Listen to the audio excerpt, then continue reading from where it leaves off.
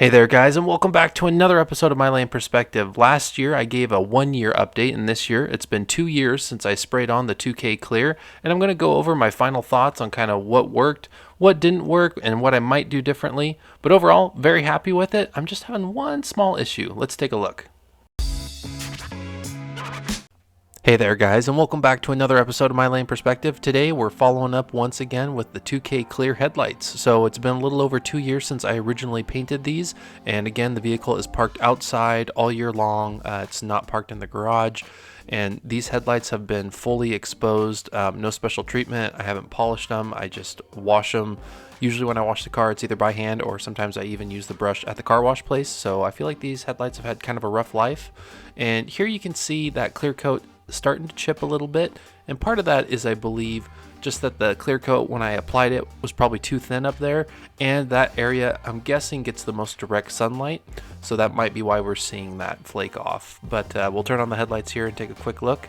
You guys can see, other than the fog from the inside, so I obviously have a little bit of moisture on the inside, overall, I'm really happy with how they look, and I'm not focusing on it with the camera, but you guys can see too, the grill has been clear coated with 2K as well. So there's little nicks and markings in the grill, but you don't see any flaking paint. So really, other than one headlight flaking a little bit, these have held up really well.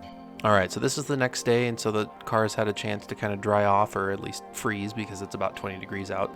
But other than the moisture inside, the exterior of it, the clear coat that we've put on, has held up really well. If you really nitpick, there's a tiny bit of, rock chips or markings, but everything's held up. And really, other than that very top line, I haven't had any flaking or deep scratches.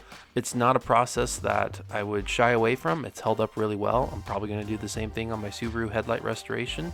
And if you guys have any questions, let me know down below. But overall, 2 years in, very happy with this 2K Clear.